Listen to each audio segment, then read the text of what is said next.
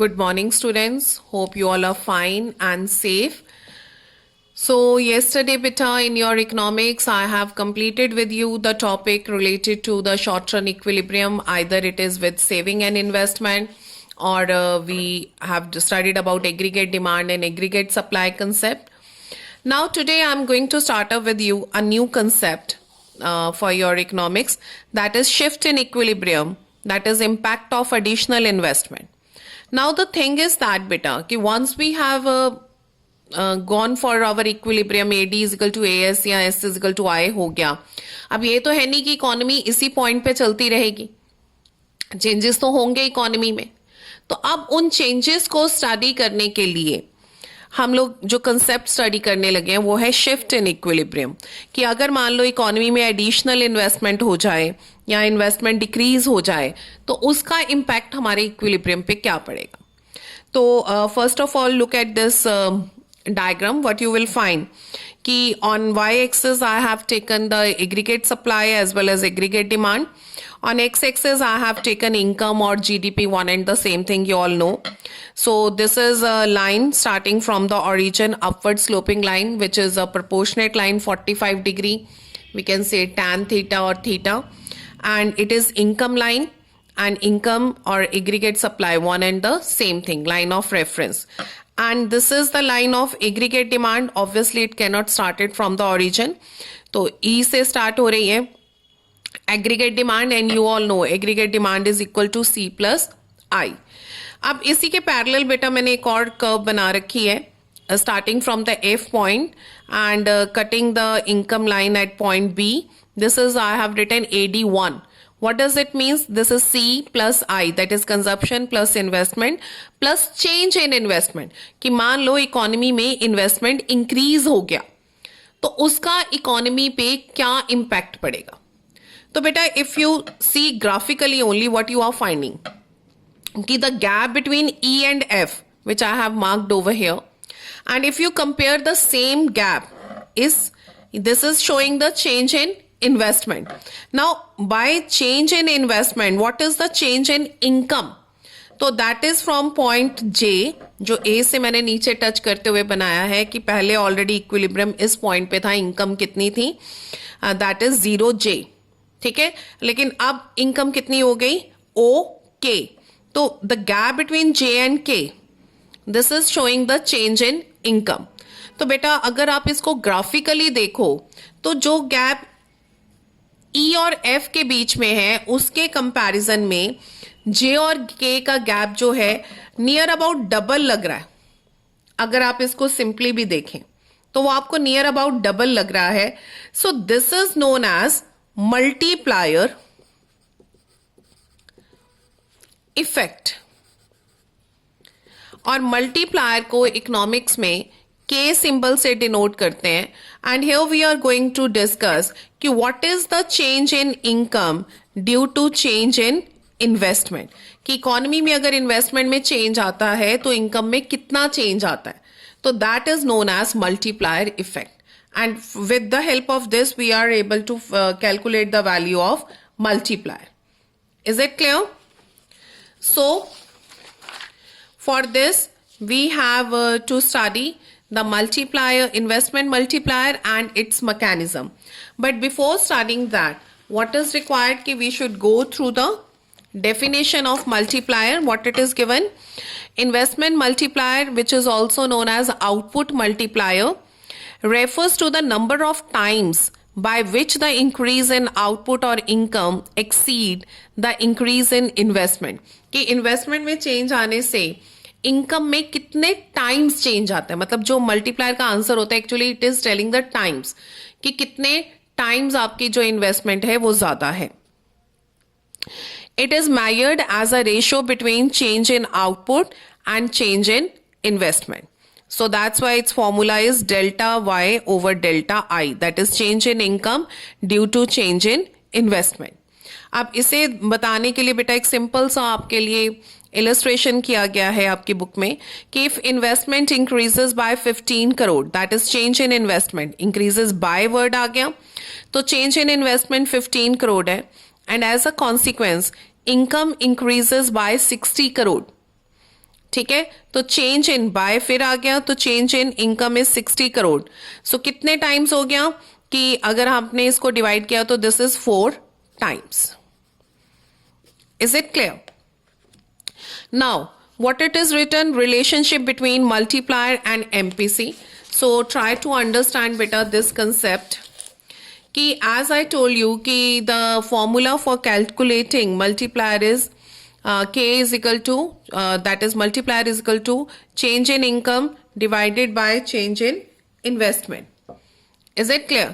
Now we can also calculate the multiplier as 1 over 1 minus MPC. What does it means? कि multiplier को calculate करना हो, ये तो फॉर्मूला है, but from this formula we derive an another formula which is known as multiplier is equal to 1 over MPC. Is it clear? And how we can say कि multiplier is equal to 1 over MPC, तो उसे कैसे derive किया है? Look for it. You all know that income is equal to consumption plus investment. So therefore, change in income is equal to change in consumption plus change in investment. Now you all know that multiplier is equal to change in income over change in investment. तो हम change in investment की जगह delta y minus delta c लिख सकते हैं. So delta y over delta y plus delta c is equal to multiplier. Now divide both denominator and denominator by delta Y. और जो maths के student है उनको तो ये बात समझ आ गई होगी कि सेम नंबर से अगर डिनोमिनेटर और डिनोमिनेटर को डिवाइड कर दिया जाए तो कोई फर्क नहीं पड़ता. तो this will become as delta Y over delta Y over delta Y over delta Y minus change in consumption over change in income. तो this becomes 1, this also becomes 1, and you all know that change in income over change in consumption over change in income is equal to MPC. So we get the formula for multiplier, another formula that is 1 over 1 minus MPC. तो अगर किसी question में हमें MPC की value पता हो तो हम मल्टीप्लायर की वैल्यू कैलकुलेट कर सकते हैं. And from this we derive another formula that multiplier is equal to 1 over MPS. What does it means? Because you all know that MPC plus MPS is equal to 1. तो 1 minus MPC किसके बराबर होता है? MPS के. तो 1 minus MPC की जगह हम MPS लिख सकते हैं. तो इसका मतलब क्या है कि multiplier can also be calculated from MPS.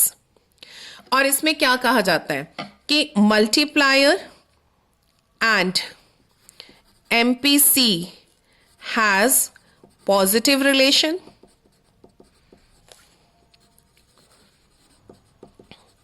and multiplier and MPS has negative relation. Is it clear? क्योंकि यहां पे ये रेसिप्रोकल बन गया ना, तो its relation with each other is negative. Is it clear? So this is, as it is having a positive relation with MPC, that's why it is said that more the MPC, more will be the value of multiplier. तो ये बेटा आपकी book में एक example भी आपको दिया गया है. You can see it.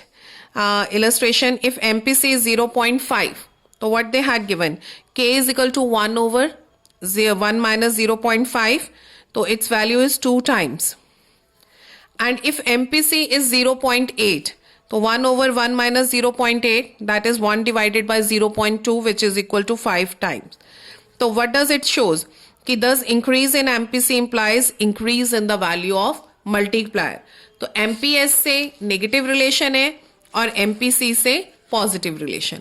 तो ये मैंने already आपके साथ डिस्कस किया कि how do we can find the multiplier as 1 over 1 minus MPC और 1 over MPS.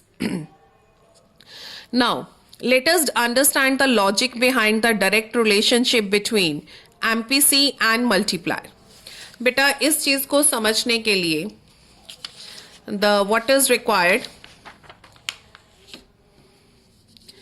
कि this is one example which I have done for you कि मल्टीप्लायर मैकेनिज्म कैसे होता है कि अगर इकोनॉमी में इनकम में मींस इन्वेस्टमेंट में चेंज आता है तो उसका इनकम पे मल्टीप्लायर इफेक्ट कैसे होता है.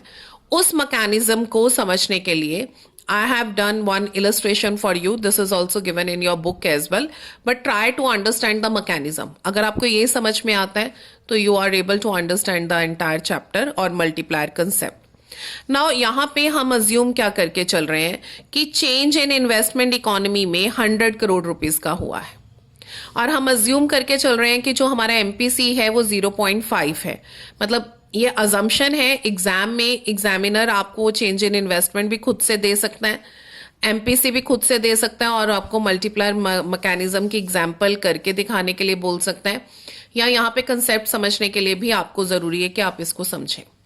Now the thing is that कि चेंज इन इन्वेस्टमेंट 100 करोड़ है और एमपीसी हमने अज्यूम किया है 0.5, दैट इज 50%. अब ऑब्वियसली है कि जो इकोनॉमी में इन्वेस्टमेंट होगी वो किसी ना किसी की क्या बनेगी, इनकम. और आपको पता है कि जो इनकम होती है that is change in income, that is equal to delta C plus delta S. कई बार हम आई लिख देते हैं, कई बार एस लिख देते हैं, तो कोई फर्क नहीं है because S is equal to क्या होता है, इन्वेस्टमेंट. अब जो किसी की इनकम बनी है तो इसका एमपीसी 0.5 का मतलब क्या है कि चेंज इन इनकम का 50% तो कंजप्शन होगी, तो बाकी 50% क्या होगी, saving, which is called leakage. और जो कंजप्शन होगी वो क्या है, induce change in consumption. Induce मतलब चेंज इन इनकम की वजह से कंजप्शन में चेंज आया. अब बेटा अगर कोई कंज्यूम करेगा वो क्या करेगा, गुड्स और सर्विसेज डिमांड करेगा. और अगर वो गुड्स और सर्विसेज डिमांड करेगा तो वो किसी ना किसी की क्या बनेगी, इनकम. तो this change in consumption will become income of somebody. तो फिर वही कि इकोनॉमी में हमने एमपीसी तो कांस्टेंट होता है ना, तो वो फिर क्या बनेगी, किसी की कंजप्शन 50% और बाकी 50 क्या होगा, सेव. तो अभी बेटा आपके अकॉर्डिंग मैंने सिर्फ 2 राउंड्स किए हैं, लेकिन अगर आप देखें तो यहां पे जो ट्रांजैक्शंस हैं वो 150 करोड़ की हो चुकी है, जिसमें से 75 करोड़ सेव भी हो गया और 75 करोड़ की कंजप्शन भी हो गई. तो आप देख सकते हैं कि मल्टीप्लायर इफेक्ट कैसे हो रहा है. अब यही जो 25 करोड़ किसी की कंजप्शन है वो आगे फिर किसी की क्या बन जाएगी, इनकम, क्योंकि कंज्यूम क्या होगा, गुड्स और सर्विसेज. अब फिर वही उसका 50% कर रही हूं, 1250 and 1250. Again this consumption will become the income of somebody, means in the economy or not a particular person. तो फिर उसको 2 parts में, क्योंकि 50% change in consumption है, 50% saving, and this process will continue. मैंने ये 10 rounds लिखे हैं. This is not the hard and fast rule कि we have to go for 10 rounds. अगर एग्जाम में कैलकुलेशन आता है you can go for 3-4 rounds and after that you are able to understand कि how to derive the answer. जैसे मैंने तुम्हें means banking chapter में सिखाया था कि आप कैसे निकाल सकते हैं कि इन द एंड इकोनॉमी में चेंज इन जो होगा कि कितना क्रेडिट क्रिएशन होगा. उसी तरीके से इसके भी सारे राउंड्स करने की जरूरत नहीं है, यू कैन कैलकुलेट कि एंड में इफेक्ट्स क्या आएंगे. वैसे यहाँ पे 10 राउंड्स किए गए हैं और हर बार जो चेंज इन कंजप्शन है वो किसी की इनकम बन जाएगी एंड अगेन उसका 50%, क्योंकि एमपीसी 0.5 है तो 50% कंजप्शन में जाएगा और 50% सेविंग. और एंड में होगा क्या कि चेंज इन इनकम होगा 200 करोड़, जिसमें 100 करोड़ की कंजप्शंस भी हो गई और 100 करोड़ सेव भी हो गया. वो कैसे कैलकुलेट किया हमने, by our formula that is multiplier is equal to 1/1 minus MPC. तो मल्टीप्लायर हमने वैल्यू पुट करी तो क्या हो गया, 2 टाइम्स. तो डबल होना चाहिए, तो जितना चेंज इन इन्वेस्टमेंट है चेंज इन इनकम कितना होना चाहिए, 2 टाइम्स. तो आप इसके अकॉर्डिंग भी निकाल सकते हैं कि चेंज इन इन्वेस्टमेंट 100 करोड़ है, मल्टीप्लायर की वैल्यू कितनी आ गई, 2 टाइम्स. तो you can also go with 2 is equal to delta Y over delta I. तो that goes for 2 is equal to delta Y over 100. तो क्रॉस मल्टीप्लीकेशन, तो change in income is equal to 100 crore. अब जब ये 200 crore and you all know कि MPC कितना है 50, तो 50% कंजप्शन में जाएगा और 50% सेविंग में. बेटा इस मैकेनिज्म को करने का एक और तरीका भी है. ये तो चलो फॉर्मूलाज हैं जो आपको शो करने ही पड़ेंगे एग्जाम्स में. उसके अलावा भी आप 3-4 राउंड्स चलने के बाद अपने मैकेनिज्म का आंसर जानते हो. जितना चेंज इन इन्वेस्टमेंट होगा एंड में उतना ही क्या होगा, saving. Is it clear? Leakage हो के, क्योंकि ये राउंड्स तब तक चलते जाएंगे जितना चेंज है वो सारा का सारा क्या नहीं हो जाता, सेव। तो इधर क्या आएगा कि जो बाकी, जैसे मान लो योर एमपीसी इज 0.8, तो उस केस में आपकी मल्टीप्लायर की वैल्यू कितनी आती थी, 1/1 minus 0.8 is equal to 5 times. तो इसका मतलब क्या हो गया कि 5 is equal to delta Y over 100। तो ये कितना हो गया, 500 डेल्टा वाई। तो मैंने अभी आपको क्या कहा कि जितना चेंज होगा उतना क्या होगा, सेविंग होगी। तो एंड में आपकी डेल्टा एस की वैल्यू आएगी 100, तो डेल्टा सी की वैल्यू कितनी आएगी, 400। और वैसे भी देखा जाए 500 का 80% कितना होगा, that is 400। Is it clear? तो you can calculate in this way. Clear what I am saying? तो अगर देखा जाए बेटा, अगर आपको ये मैकेनिज्म समझ में आ गया, तो with this we have completed up with your chapter related to short run equilibrium. लेकिन फिर भी थोड़ा सा हम बुक में से देख लेते हैं। Here you have been provided up with a numerical portion कि in an economy government makes some additional investment. Additional means delta I. Find the value when the MPC is 0.5 and increase in income. Increase in income means delta Y. तो delta Y भी पता है, delta आई भी पता है। तो हमें additional investment हमें कैलकुलेट करनी है। तो delta Y over delta I, तो इनमें अब क्या है कि पहले मल्टीप्लायर की वैल्यू निकाल लो। एमपीसी गिवन है तो you are able to calculate multiplier.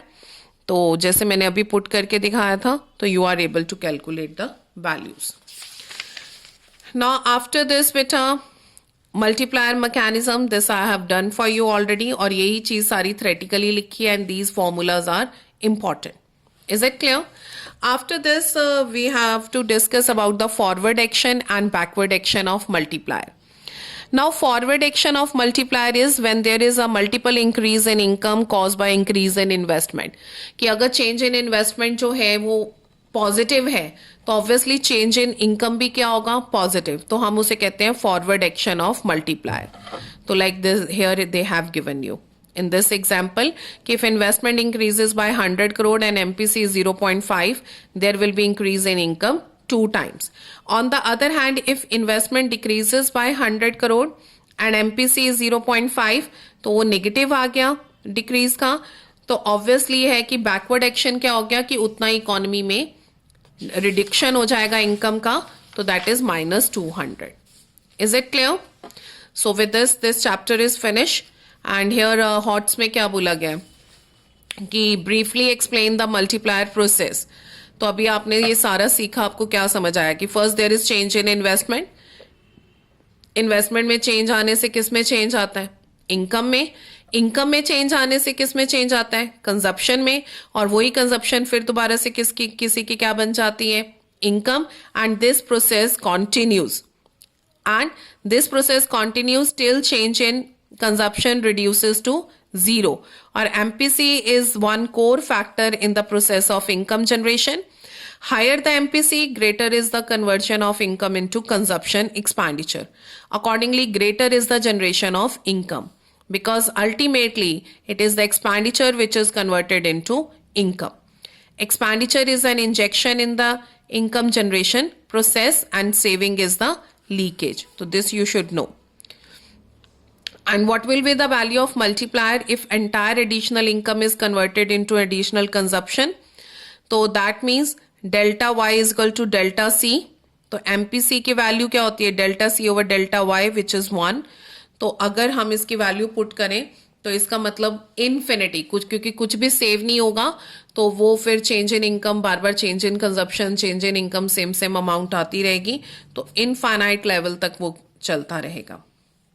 Is it clear? And this is the last one. In an economy, investment expenditure increases by rupees 400 crore and MPC is 0.8. Calculate increase in income and increase in saving. So first of all, calculate the value of multiplier by MPC. So what is the value of MPS? That is 1 minus MPC. वो भी आपके पास आ गई। तो increase in income, change in income कैसे निकलेगा, So that is delta multiplier into delta I, and increase in saving, that is MPS into delta Y. Means आपके जो basic formulas है उसको use करके ये cross multiplication हुआ है. Is it clear? So with this we finish up with this chapter. Beta, you have to practice the numericals given at the back of this chapter and the questions given at the back of this chapter. Thank you beta. Take care and stay blessed.